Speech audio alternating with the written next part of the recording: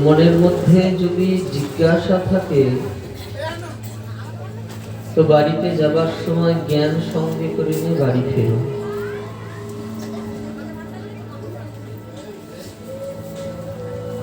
মনের মধ্যে যদি অনুভব ক্ষমতা থাকে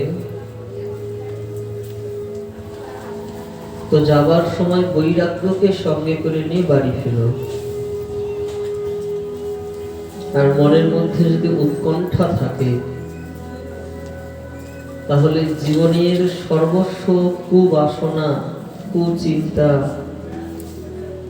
পরিত্যাগ করে যাবার সময় প্রেমকে সঙ্গে করে নিয়ে বাড়ি চলে যাও।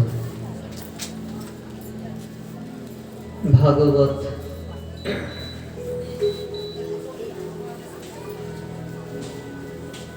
ये तो प्रेम की बात है उद्धव, बंदगी तेरे बस में नहीं है। यहाँ सर देगे होते हैं सो दे, आशिकी इतनी सस्ती नहीं है। प्रेम बालो कब तक पूछा, उनकी पूजा में सुन ले उद्धव। यह दम दम होते हैं पूजा, सर झुकाने के फुसरत नहीं है। গোপীরা উদ্ধবকে বলছেন, ভগবানের সঙ্গে আমরা এমনই প্রেম করি যেমন শ্বাস এক মুহূর্ত না নিলে জীবের প্রাণ বেরিয়ে যায়। আমরা তার চিন্তা না করলে কোনোদিন বেঁচেই থাকতে পারবো না। দমদম হতে হে পূজা। আমরা ঠাকুর ঘরে সকালবেলা প্রবেশ করে তারপর সারাদিন আর প্রবেশই করি না, সকালের পূজা শেষ। কিন্তু গোপীরা শ্বাসে শ্বাসে পূজা করতেন। প্রত্যেক শ্বাস শ্বাস তার পূজা চলত, নিঃশ্বাস প্রশ্বাসের সঙ্গে ভগবানেরই চিন্তা। যখন প্রত্যেক শ্বাসের মধ্যে গোবিন্দের চিন্তা হয় না, তার পূজাতে পরিণত হয়। কিন্তু প্রেম को बात है उद्धव, बंदगी तेरे बस में नहीं है। তুমি বুঝবে না এটা প্রেমের কথা।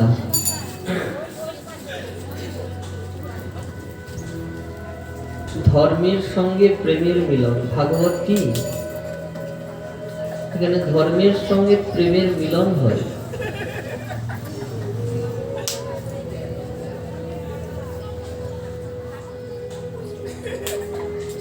উদ্ধব আর বিদুরের সংবাদের কথা লেখা আছে। বিদুর উদ্ধব সংবাদ। বিদুর ধর্মের প্রতীক, উদ্ধব প্রেমের প্রতীক। যে উদ্ধব প্রথম জীবনে জ্ঞানী ছিলেন না, তিনি জ্ঞানের পরিভাষা বিসর্জন দিলেন গোপীদের চরণতলে গিয়ে। কেন? জ্ঞানে ধর্মে কর্মে নহি কৃষ্ণ বশ, কৃষ্ণ বশ এক হেতু কৃষ্ণ প্রেম রস। সেই জন্য তো সুখদেব পরীক্ষিতকে বলেছিলেন, ন অতর্ণঃ শিবঃ পন্থা বিশত সংস্কৃতা বিহ, বাসুদেবে ভগবতী ভক্তি যোগ যত ভাবে। পরীক্ষিত, যতক্ষণ না পর্যন্ত ভগবান বাসুদেবের চরণে তোমার অনন্য প্রেম বা ভক্তির জন্ম না হয়, ততদিন পর্যন্ত এই যে জন্ম মৃত্যুর চক্র চলছে না, পুনরূপী জন্ম পুনরূপী মরণ, পুনরূপী জননী জঠরে শয়ন, বারবার আসা যাওয়া, এ কখনো বন্ধ হবার নয়। যেন তেন প্রকারণ ভগবানের সঙ্গে প্রেম করা চাই সংসারে। মহাপ্রভু বললেন না, কিকার সন্ন্যাসী, মোর জীবনের প্রেম প্রয়োজন। আমি বেশ নিয়ে কি করব? যদি আমার অন্তঃকরণের মধ্যে কৃষ্ণকে প্রাপ্ত করবার জন্য যে দিব্য প্রেম, সেই প্রেম ফুটে না ওঠে।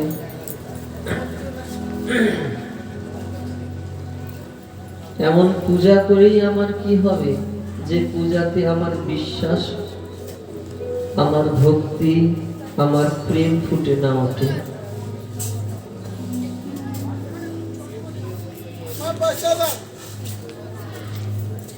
প্রেমী সদা সর্বদা তাকিয়ে থাকেন প্রেমিকের দিকে, আশায় আশায় কতক্ষণে চেয়ে থাকে কবে এই পথ আলোকিত করে আসবে।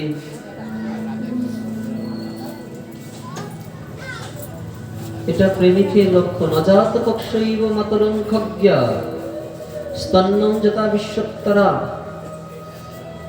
প্রিয়ং প্রিয়ব্য গুষ্যিতং বিষণ্ণা মনয়োরবিন্দাক্ষ দিদৃশ্যতে তামহ। যেমন অজাত পক্ষ পক্ষী শাবকগণ মায়ের আগমনের প্রার্থনা করতে থাকে। অজাত পক্ষ মানে সবেমাত্র ডিম ফুটে বেরিয়ে এসেছে, মা খাদ্যের সন্ধানে ছুটে গেছেন। পক্ষী শাবক বাসার মধ্যে চিচি চিচি করে ডাকতে থাকে তার মাকে, কখন মা আসবে, কখন খাদ্যের দুটো দানা নিয়ে এসে আমার ঠোঁটে পুড়িয়ে দিবে, আমি খাবো। গৌবৎসগণ যেরকম গাভী মাতার চিন্তা করতে থাকে, বিরোহিনী পত্নী যেরকম পতির চিন্তা করতে থাকে। নতুন বিয়ে হয়েছে, স্ত্রীকে বাড়ির মধ্যে রেখেই পতিদেব বিদেশে গমন করেছেন। বিরোহিনী পত্নী মন ছটফট ছটফট করছে, হায় রে আমার পতিদেব কবে আসবে। একদিন, 2 দিন, 3 দিন, 1 মাস, 2 মাস, 3 মাস, 1 বছর পথপানে চেয়ে থাকে কবে আসবে, কবে আসবে।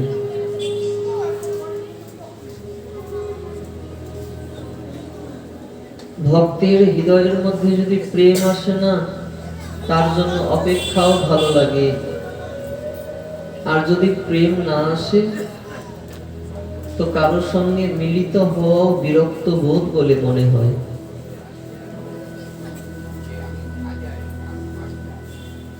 প্রেম এসে গেলে কাউকে খাওয়ানো পড়ানো কষ্ট বলে মনে হয় না, কিন্তু প্রেম না আসলে সবকিছুতেই কষ্ট মনে হচ্ছে। ঠাকুর ঘরে প্রবেশ করেছি, বড় বিরক্ত লাগছে, কখন বেরোবো। হরিকথা শুনতে বসেছে, মনটা ছটফট ছটফট করছে, কখন যাব। প্রেম আসে নাই তো।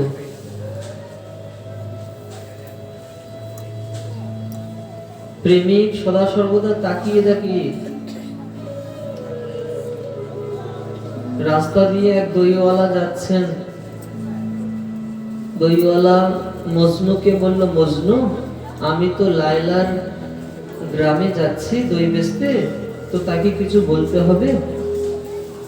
মজনু বলল, হ্যাঁ তাকে এটা বলো, ওঠা বলো, তাকে বলো আমি তাকে খুব ভালোবাসি। দইওয়ালা রাস্তা দিয়ে চলছেন, মজনু তার সঙ্গে কথা বলতে বলতে চলছে। তাকে বলো আমি তাকে খুব ভালোবাসি, তাকে ছাড়া আমি বাঁচবো না, তার কথা আমি দিবানিশি চিন্তা করি। বলতে বলতে গল্প করতে করতে কখন যে গ্রামে চলে এসেছে। দইওয়ালা বলছে, আমাকে বলতে হবে না, গ্রাম চলে এসেছে, তুমি নিজেই বলে দাও। প্রেমিকের কথা বলতে বলতে প্রেমিক যে কখন তার কাছে পৌঁছে যায়, ভাবাবিষ্ট হয়ে যায়, সে নিজেও বুঝতে পারে না। ये तो प्रेमेर धर्म, ये तो प्रेम की बात है युद्ध, बंदगी तेरे बस में नहीं है, तुम्हें बुझतेই পারবে না প্রেম কি বস্তু। यह दमदम होते हैं पूजा, যার প্রত্যেকটা শ্বাসে শ্বাসে পূজা হয়। सांसों की माला में सिमरू में पीता नाम, যার প্রত্যেক শ্বাসের মধ্যে ঈশ্বর অবস্থান করে।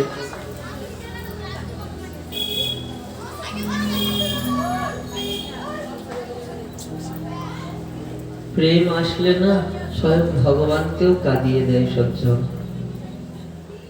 আর প্রেম যদি না আসে, গোবিন্দ কারো দিকে ফিরেও তাকায় না। প্রেম ভগবানের চোখে জল আনতে বাধ্য সৃষ্টি করা হয়। কোন এক সময় দেবর্ষি নারদ তাকিয়ে দেখছেন কি ব্যাপার, ব্রহ্মা বিষ্ণু মহেশ্বর স্তম্ভিত হয়ে গেছেন দ্বারকায়। সারা বিশ্ব জগতের অধিপতি ভগবান শ্রী বিষ্ণু তিনি ধ্যান করছেন আর চোখ দিয়ে জল বেরোচ্ছে। তিনি কার জন্য কাঁদছেন?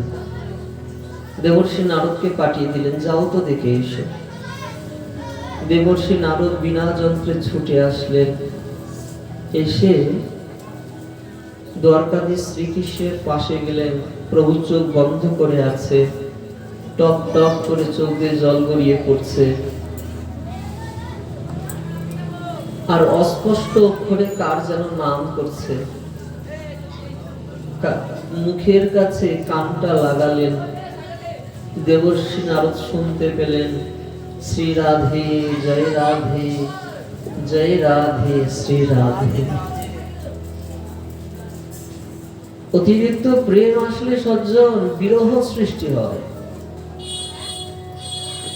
যদি হয় যোগ, না হয় বিয়োগ, বিয়োগ হলে কেহ না জি হয়।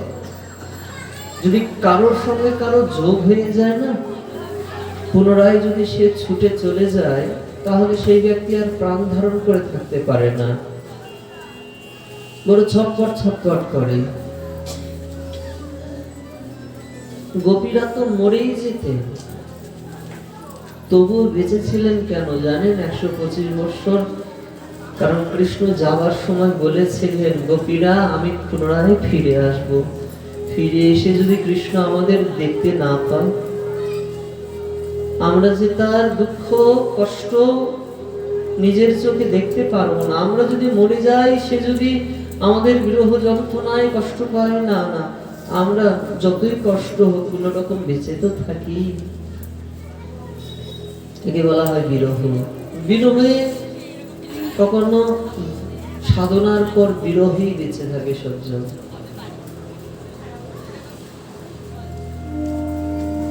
বিরহের যন্ত্রণা বড় কঠোর যন্ত্রণা।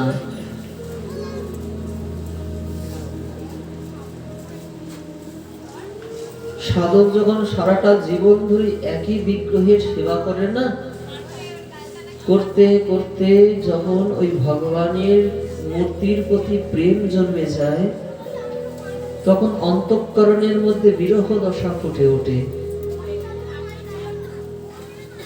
সারাটা জীবন ধরে ভজন সাধন করেছেন গোপীনাথ। গদাধর গোপীনাথের সেবা করতে করতে করতে করতে বৃদ্ধ হয়ে গেছে। বিরহের পর সাধনায় বেঁচে থাকে। বিরহে কি করবে? পূজা করা, পাঠ করা, কীর্তন করা, ভগবানের ভোগ রন্ধন করা, কিছুই করতে পারে না। ভগবানের দিকে তাকাতে তাকাতেই সাধকের চোখের মধ্যে জল গড়িয়ে পড়ে। কখন যে সময় গড়িয়ে যায় নিজেও বুঝতে পারে না। বিরহ। গদাধর সারা জীবন ধরে একই বিগ্রহের সেবা করেছে, কোন রকম ফুলের মালা গেঁথে পরায়। আজ বৃদ্ধ বয়সে শরীরটা ঝুঁকে গেছে, মাথাটা হেলে গেছে, ফুলের মালা পরাতে পারেন না ঠাকুরকে।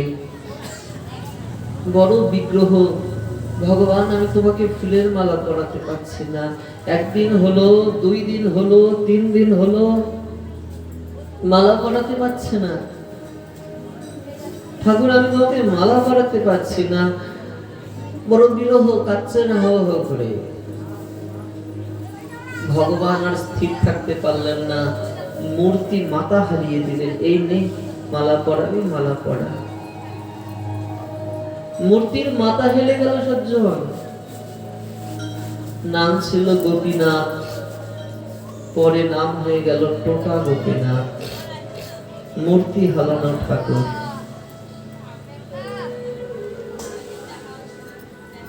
এখনো পুরীতে টোটা গোপীনাথ দর্শন হয়। পৃথিবীতে এমনই এক বিগ্রহ আছে যে বিগ্রহ মাথাটাই হারিয়ে দিয়েছে ভক্তের জন্য।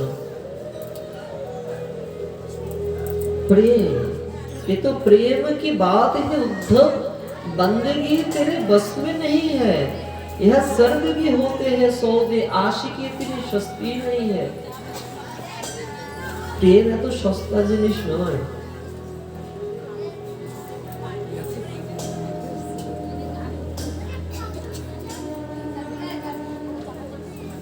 ধর্মের সঙ্গে প্রেমের মিলন হচ্ছে ভাগবতে। বিদুর ধর্মের প্রতীক, উদ্ধব গোপীদের কৃপায় প্রেমের প্রতীক হয়ে গেছে। বিদুর বলছে উদ্ধব আপনি বড়, উদ্ধব বলছেন বিদুর আপনি বড়। বিদুর বলছে উদ্ধব আপনি বড়, আর উদ্ধব বলছে বিদুর আপনি বড়। দুজন দুজনকেই বড় বলছেন। প্রেমিক কখনো বড় হবার চেষ্টা করে না সবসময়, প্রেমিক ছোট ছোটই থাকে। একে অপরকে বড় বলছেন, তুমি বড়, এ বলছে না তুমি বড়। ধর্ম বলে প্রেম, তুমি বড়, প্রেম বলে ধর্ম, তুমি বড়।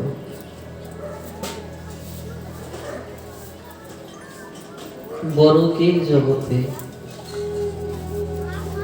বৈষ্ণব কে জগৎ সংসারে?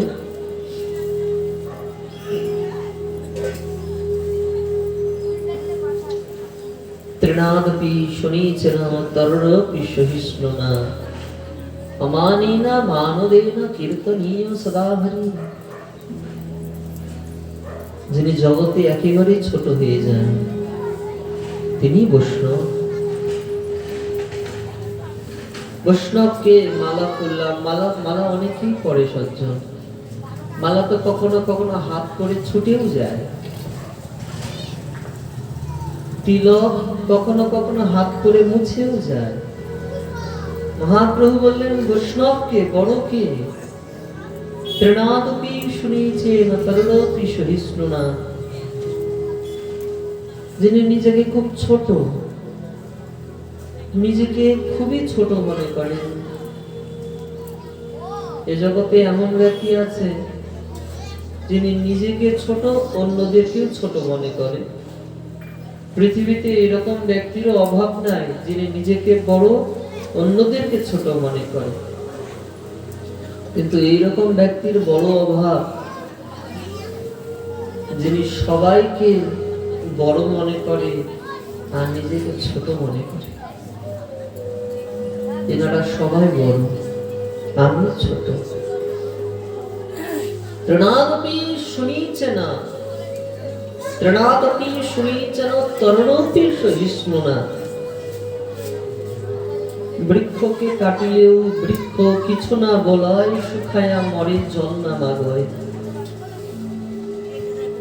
এক বালতি জল চায় না গাছ, আমাকে জল দাও।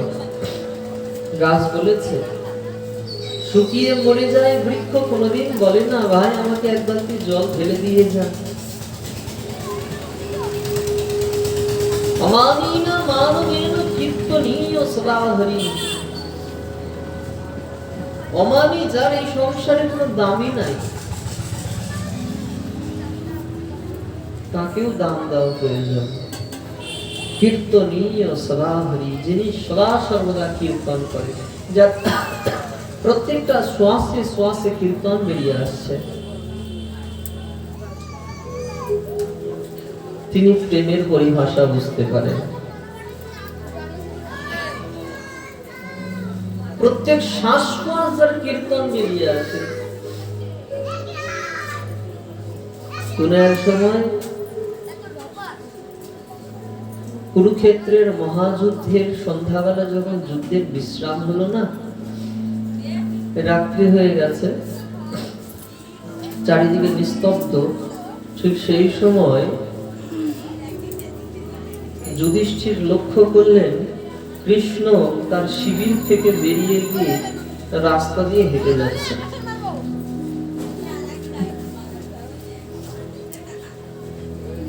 যুধিষ্ঠির মনে মনে ভাবছেন এই কৃষ্ণের কথা তো বলা যায় না, কোথায় যাচ্ছে এত রাত্রে? কৃষ্ণ বড় ধূর্ত, চালাক, না জানি দিনের বেলা আমাদের পক্ষে যুদ্ধ করছে আর রাত্রিবেলা বুদ্ধি দেওয়ার জন্য কৌরব পক্ষে যাচ্ছে না তো, তাই যুধিষ্ঠির তার পিছু পিছু চলতে শুরু করলেন। কিছুক্ষণ পরে গিয়ে দেখেন কৃষ্ণ অর্জুনের শিবিরের মধ্যে প্রবেশ করলেন। যুধিষ্ঠিরের শঙ্কা লাগলো, সংশয় হলো, এই রাত্রিবেলা অর্জুনের শিবিরে। তিনি ঝাঁকি দিয়ে দর্শন করলেন, দেখলেন কৃষ্ণ অর্জুনের চরণের পাশে বসে সেই চরণ দুখানাকে নিজের কোলের মধ্যে নিয়ে চরণ দাবাচ্ছে। আর অর্জুন সারাদিন এত পরিশ্রান্ত হয়ে গিয়েছে না যে রাত্রিবেলা গভীর নিদ্রায় নিদ্রিত, বুঝতে পারে না কৃষ্ণ প্রতি রাতে এসে তার চরণ দাবিয়ে দিয়ে যায়। যুধিষ্ঠির যেই মাত্র এই দৃশ্য দর্শন করেছে স্তম্ভিত হয়ে গেছে। দৌড়ে জানলা ভেদ করে, দরজা ভেদ করে ঘরের মধ্যে প্রবেশ করে বললেন, কৃষ্ণ তুমি এর পা ছেড়ে দাও, আরে স্বয়ং ভগবান, তুমি এর ভাগ্য বিগড়ে যাবে ছেলেটার। শেষে কিনা ভগবান হয়ে তুমি সাধারণ একজন আমার ভাইয়ের চরণ দাবাচ্ছ, এর ভাগ্য নষ্ট হয়ে যাবে, অমঙ্গল হবে, তুমি পা ছেড়ে দাও। কৃষ্ণ বললেন, আরে ভাই যা,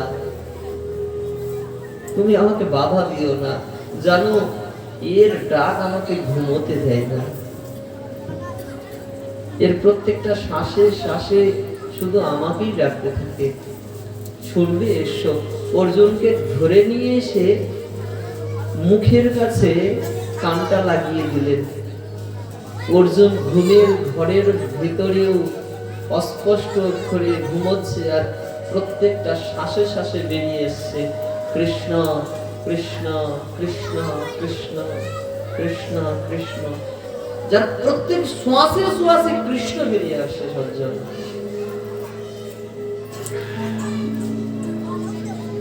কীর্তনীয় সদা হরি, কীর্তন করেন তিনি। জগতে কীর্তন কে করে?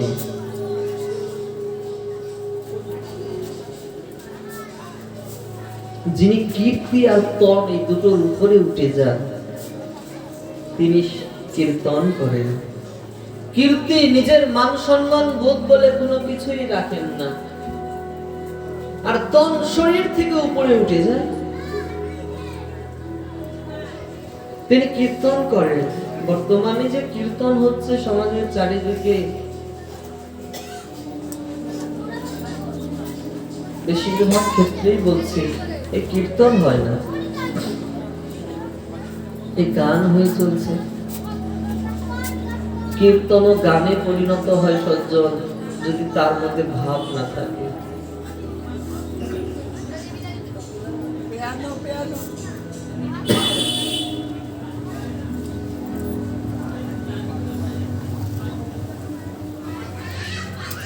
কীর্তন বড় কঠিন জিনিস। সুর আর রাগের দ্বারা যেরকম লোকরঞ্জন হয়ে থাকে, ভক্তি আর ভগবানের দ্বারা ভগবান রঞ্জিত হয়।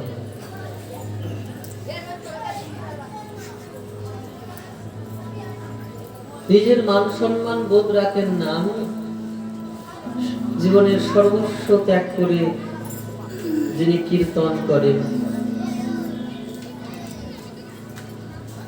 তিনি কীর্তন করেন। নিজের মান সম্মান বোধ বলে কোনো কিছু বোধ নাই, তিনি প্রেমিক হয়ে যান, তন শরীর থেকে উপরে উঠে যায়। দেহাত্মবোধ যার মধ্যে আছে তিনি কীর্তন কি করবে? মহাপ্রভুর সংকীর্তন বড় কঠিন জিনিস। কীর্তন ও গানে পরিণত হচ্ছে। আমরা বলছি ওখানে নাম সংকীর্তন হচ্ছে। যেই ব্যক্তির মধ্যে ভক্তি নাই, ভাব নাই, ঈশ্বরের প্রতি কোনো প্রীতির মনোভাব নাই, তিনি যদি ওখানে কীর্তন করেন সেটা গানে পরিণত হয়। গান করা এক বস্তু আর কীর্তন করা আরেক বস্তু। কীর্তনিয়া জগৎ সংসারে খুব কম, গায়ক জগতে অনেক বেশি। হরিদাসজি কীর্তনিয়া ছিলেন, কিন্তু তারই শিষ্য তানসেন, যিনি আকবরের রাজসভায় অলঙ্কৃত করতেন, তিনি গায়ক ছিলেন।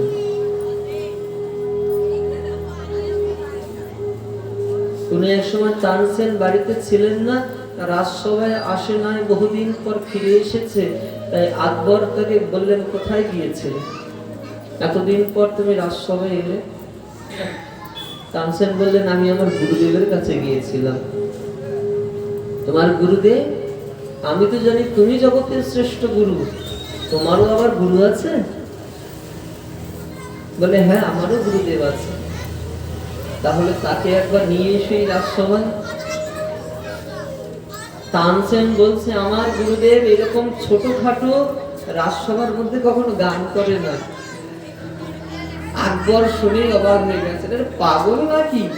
গোটা হিন্দুস্তানের বুকের মধ্যে আমার রাজসভা, আমার মেহফিল সব থেকে বড় মেহফিল, অথচ বলে কিনা এটা ছোটখাটো রাজসভা।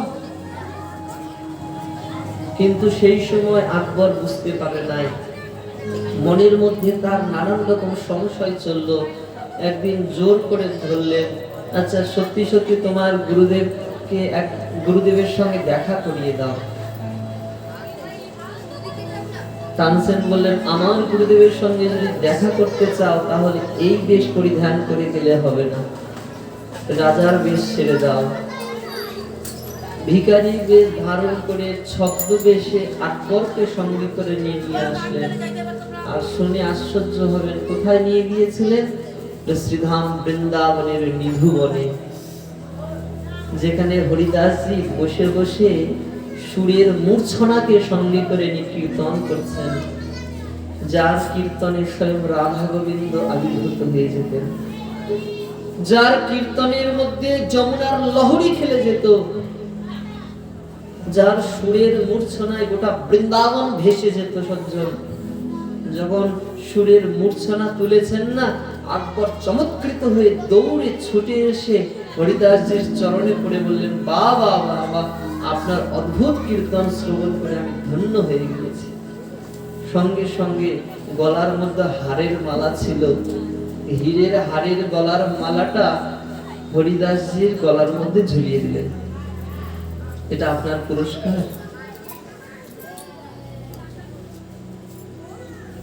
হরিদাসজি করলেন কি, সঙ্গে সঙ্গে ওই হীরের মালাটা হাতে না ধরে একটা লাঠি দিয়ে খুলে পাশে একটা হরিণ দাঁড়িয়েছিল, হরিণের গলার মধ্যে দিয়ে দিলেন। হরিণ আর কি বুঝবে হীরের মহিমা, সঙ্গে সঙ্গে পালিয়ে গেলেন জঙ্গলের ভিতর। আকবরের মনের মধ্যে বড় রাগ জন্ম হলো, আরে বাবাজি পাগল বাবাজি নাকি, এক হীরের মালা দিয়ে সারা জীবন চলে যাবে, অথচ এ কিনা এত বড় একটা হীরের মালা পশুর গলার মধ্যে ঝুলিয়ে দিল। কিন্তু আকবর তো জানে না এর মহিমা। যেই মাত্র হরিদাসজি বুঝতে পেরে চোখটা বন্ধ করলেন না, করে ভগবানের মহিমাকে সঙ্গে করে নিয়ে এক দিব্য সুরের মূর্ছনা তুললেন।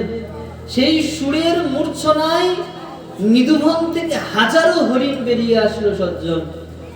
আর সেই হরিণের প্রত্যেক হরিণের গলার মধ্যে একই হীরের মালা, এক হীরের মালা দিয়েছিলেন তিনি, আজ হাজারো হরিণের গলার মধ্যে অজস্র হীরের মালা দর্শন করে আকবরের মাথা ঘুরতে শুরু করলো, সে মূর্ছা প্রাপ্ত হয়ে গেলেন।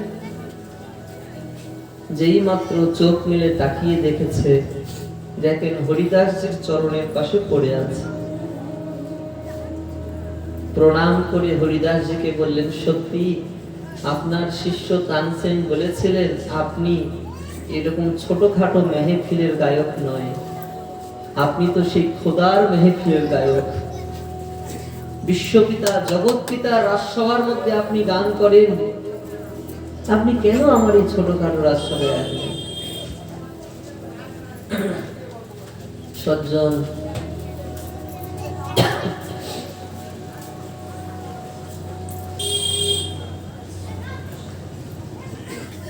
কীর্তনীয় সদাহরি, কীর্তন সকলে করতে পারেন না। গান করা একরকম, কীর্তন করা আর একরকম।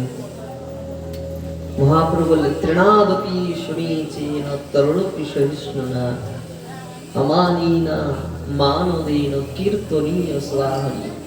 যিনি সদা সর্বদা মুখের মধ্যে রুচিকে সঙ্গে করে নিয়ে হরিনাম করছেন। ভগবানের যখন নামও করবে না তখন রুচির মনোভাব রাখা প্রয়োজন। যদি রুচি না থাকে, খাবার খেতে অরুচি হয়, বদ হজম হয়ে যায়। ভগবানের নামের প্রতি যদি রুচি না থাকে তাহলে অরুচি আসবে, বদ হজম হয়ে যাবে, ভালো লাগবে না, বেশি দিন নামকে টিকিয়ে রাখতে পারবো না,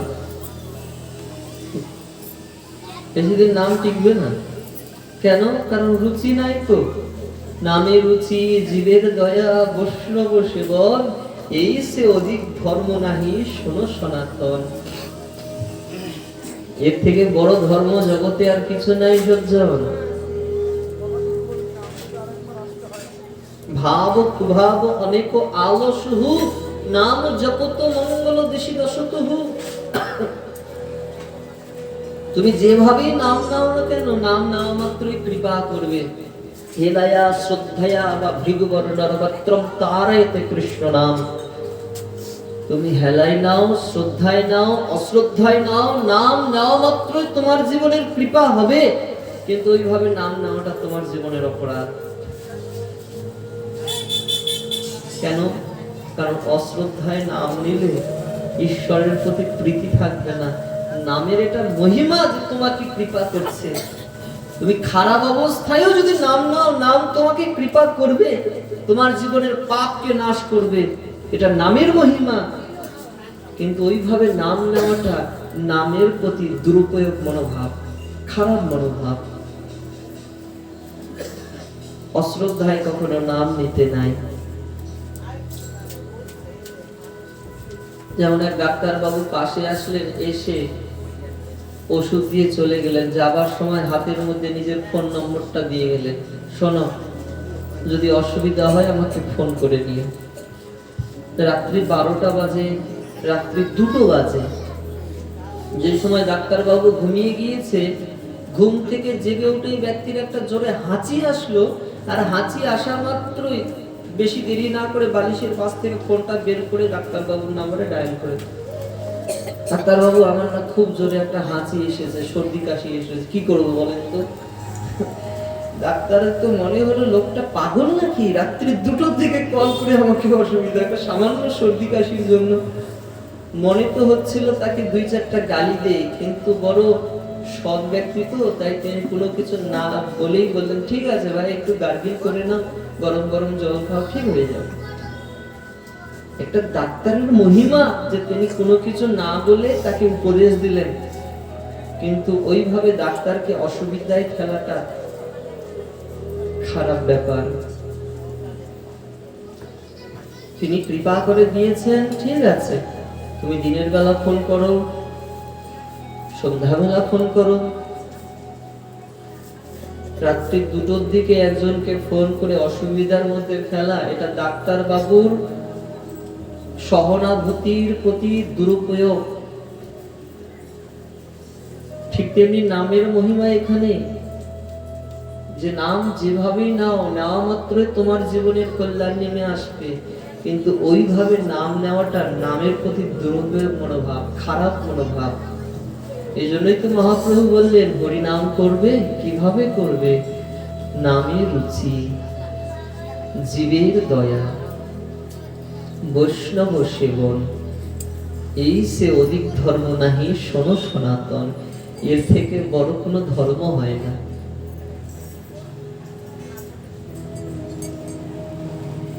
ভগবানের প্রতি রুচি রাখো। হরিনাম যখন করবে না, জিহ্বার মধ্যে আনন্দ আসবে। এটা প্রভুর নাম। প্রভু কে? যিনি আমাকে সৃষ্টি করেছেন, তোমাকে সৃষ্টি করেছেন। তিনি পশুজনিতে নয়, মনুষ্য শরীর দান করেছেন। যিনি আমাদের কল্যাণার্থে জগৎ সংসার দিয়েছেন, সেই ভগবানের নাম। তাহলে রুচি চাই। জীবের প্রতি দয়া করো, হিংসা করো না। এখানকার স্থাবর জঙ্গম জলচর স্থলচর কীট পতঙ্গ সরীসৃপ আদি থেকে শুরু করে যাবতীয় জীব সমাজ,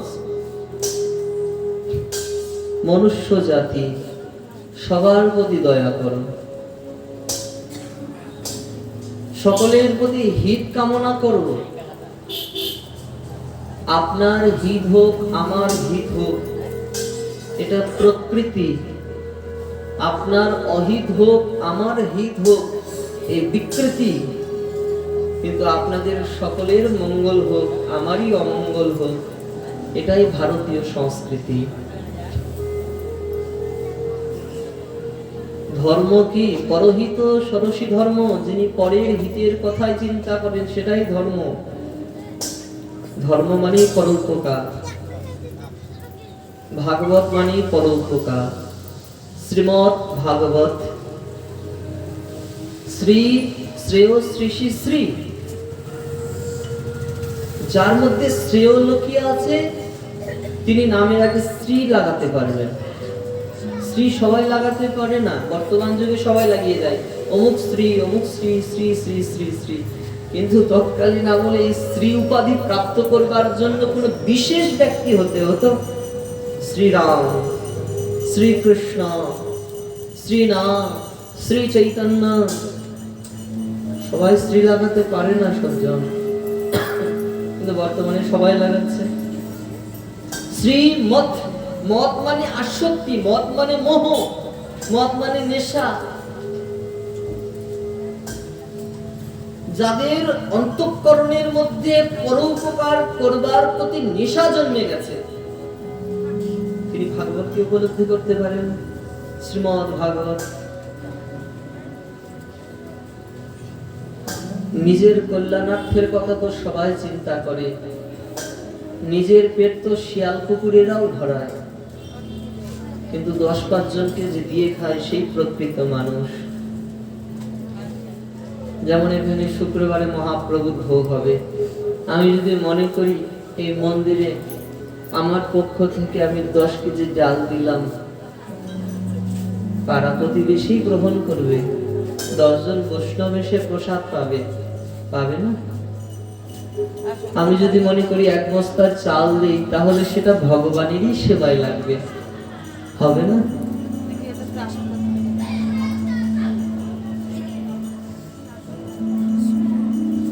শ্রীমৎ ভাগবত। কত কিছুই তো আমাদের এদিক ওদিক চলে যায় অসুখ বিসুখে, কিন্তু যখনই সমাজের কল্যাণের কথা, দেশের কল্যাণের কথা, পাড়া প্রতিবেশীর কল্যাণের কথা ভাববে, তখনই উন্নতি হবে সজ্জন। সবার সঙ্গে মিলেমিশে ঐক্যবদ্ধ জীবন যাপনকে বলা হয় প্রেমের জীবন। আমি আমার পেট ভরাবো, সঙ্গে 10 জনকে ভরাবার চেষ্টা করব। ইটের উপর ইট সাজালে যেরকম বাড়ি তৈরি হয় না, প্রয়োজন সিমেন্টের মশলা। কতগুলো মানুষ হলে একটা সমাজ হয় না, প্রয়োজন প্রেম রূপী সিমেন্ট। এই জন্য মহাপ্রভু প্রেমের বন্ধনে সারা জগৎকে ঐক্যবদ্ধ করলেন। তিনি হরি নামের পাশাপাশি এক বস্তু দিলেন জগতে, সেটা হলো প্রেম। চৈতন্য অবতারে বহে প্রেমামৃত বন্যা, সব জীব প্রেমে ভাসে, পৃথিবী হইল ধন্যা। হে বন্যায় জেনা ভাসে, সেই জীব ছাড়, কোটি কল্পে তাহার নাহি তো নিস্তার। হায় রে, এমন প্রেমের বন্যায় সারা জগৎ ভেসে গেল, আর আমি সেই বন্যার জলের মধ্যে ডুব লাগাতে পারলাম না। এই দুঃখ কোথায় রাখবো?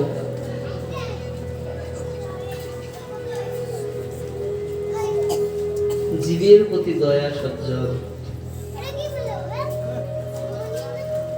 যত জীবের প্রতি দয়ার মনোভাব প্রকট করবে, ততটাই ঈশ্বরের কৃপা তোমার মস্তকের উপর বর্ষিত হবে। আমার অন্তঃকরণের মধ্যে যে দুঃখ কষ্ট লুকিয়ে আছে না, একই দুঃখ কষ্ট আর একটা জীবের হৃদয়ের মধ্যেও আছে। আমি যেরকম সুখে আহ্লাদিত হয়ে উঠি, আনন্দে পরিপূর্ণ হই, আমার মনে হয় আরো একটা জীব যে রাস্তার কুকুর, সেও মনে হয় মাঝে মাঝে আনন্দে উল্লসিত হয়ে ওঠে। তাহলে তার সুখের কথা, তার আনন্দের কথা আমাকেও চিন্তা করতে হবে। এটাই জীবের প্রতি দয়া। প্রত্যেক জীব দেহকে ভালোবেসে তবে বৈষ্ণব ধর্ম গ্রহণ করা যায়। বৈষ্ণব ধর্ম সহানুভূতির ধর্ম। বৈষ্ণব ধর্ম মানে প্রেমের ধর্ম। এখানে না অন্যায় আছে, না হিংসা আছে, না মাৎসর্য ভাব আছে, শুধু আছে প্রেম।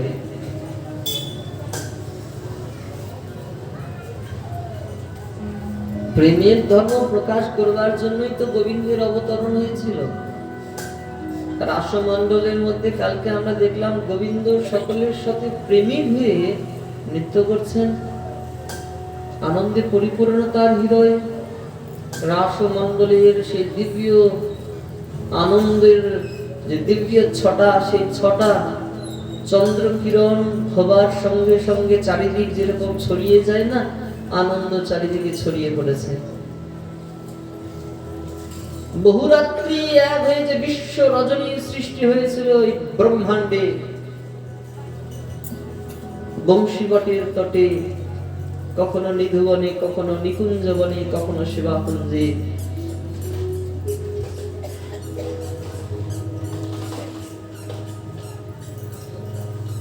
সেই রাত্রে ভগবান সকলকে আনন্দ দিলেন।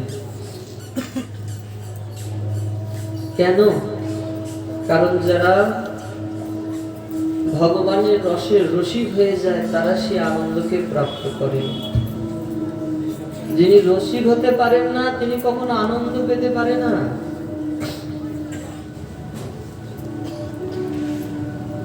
নিগম কল্পতর গলিতম ফলম সুখমুখাৎ মৃতদ্রব্য সনিয়তম পিবতম ভাগবতম রসমালয় মোহনহ রসিকা ভবিভাবকা। রসিক জন ভাগবতকে অনুভব করতে পারে কে? বড় অনুভবী জন। অনুভবী কারা? যারা রসিক হতে পারে, ডগমগ হয়ে যেতে পারে। হরির কথা কানের ভিতর প্রবেশ করা মাত্রই অন্তঃকরণ বড় উদ্ভাসিত হয়ে ওঠে। তিনি ভাগবতকে উপলব্ধি করতে পারেন। রাধারানী বলেছিলেন না, কানেরও ভিতর দিয়া মরমে পশিল গো, আকুল করিল মোর প্রাণ সখী, কেবা শোনাইল শ্যাম নাম। ওহো, দেখো শ্যাম নামের ধ্বনি কানের ভিতর আসা মাত্রই আমার মনের মণিকোঠাকে পবিত্র করে দিচ্ছে। শ্যাম নামের মাহাত্ম্য এটাই সজ্জন। শ্যামের নাম, শ্যামের মূর্তি, শ্যামের রূপমাধুরী, শ্যামের কথা সবকিছুই যেন মধুর। অধরম মধুরম নয়নম মধুরম হাসিতম মধুরম বলিতম মধুরম মধুরাধিপত্যে অখিলম মধুরম। যার প্রত্যেকটাই মধুর থেকে মধুরাতি মধুর।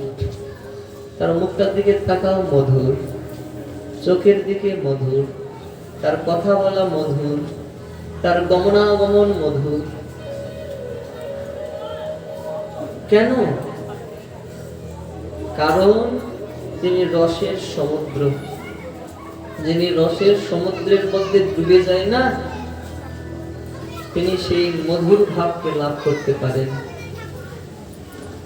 মধুর রসের রসিক ভক্তবৃন্দ রসের সমুদ্রে ডুবে গেলে তবে আনন্দামৃতকে প্রাপ্ত করেন। আনন্দামৃতকে প্রাপ্ত করবার পর জাগতিক দৃষ্টিভঙ্গি তার পাল্টে যায়। এই জন্য তো রূপ সনাতন রাজ ঐশ্বর্যের মধ্যে পড়ে থাকা ব্যক্তিত্ব হবার পরেও বৃন্দাবনের পথে পথে না খেয়ে ঘুরেছিলেন, তবু আনন্দ মনের মধ্যে। আপনাদের পাশে রঘুনাথ দাস গোস্বামী, যে রঘুনাথ দাস গোস্বামী জমিদার বংশের সন্তান হবার পরেও জীবনের সর্বস্ব পরিত্যাগ করে যখন নীলাচলের পথে পথে ঘুরলেন, এমনকি ট্রেনের প্রচার প্রসার তুলে নিতেন। রাধাকুণ্ডের তটে গিয়ে আনন্দে পরিপূর্ণ হয়ে পড়ে থাকতেন। কেন? বাড়ির থেকে ওখানে বেশি খাবার দাবার ছিল, ওখানে ভালো ব্যবস্থা ছিল, কিছুই তো ছিল না। আনন্দ তোকে প্রাপ্ত করেছে, রস সমুদ্র ডুবে গেছে, রস বৈশা, তুমি ডোবো, এখানে ডুব লাগাও, এই নদীতে ডুব লাগাও। সমুদ্রের জলে ডুব লাগালে যেরকম নোনতা জলই মুখের মধ্যে পাবে, কিন্তু গোবিন্দের রস সমুদ্রে যদি একবার ডুবে যাও না, এখানে নোনতা বলে কোনো কিছুই নাই, সবে মধুর থেকে মধুর আছে, মধুর। তুমি ডুবে যাও, এই সংসারের কোথাও ডুবতে চলো না, যেদিকে তাকাও শুধু তোমাকে ডুবিয়ে মারার চেষ্টা করছে। কিন্তু ভগবানের সমুদ্রে ডুবে যাও, আনন্দকে প্রাপ্ত করবে। সচ্চিদানন্দ রূপায়া আনন্দামৃত সিন্ধু এর মধ্যে লুকানো আছে সজ্জন। এখানে না দুঃখ আছে, না কষ্ট আছে, না অন্ধকার আছে। কৃষ্ণ সূর্য সম, মায়া হয় অন্ধকার। যাহা কৃষ্ণ তাহা নাহি মায়ার অধিকার।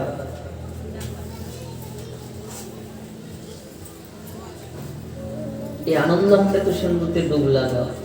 যিনি জীবদ্দশায় মনুষ্য শরীরকে প্রাপ্ত করতে পেরে আনন্দামৃত সিন্ধুতে না ডুবতে পারছে, তার জন্মটাই বৃথা। কেন বৃথা?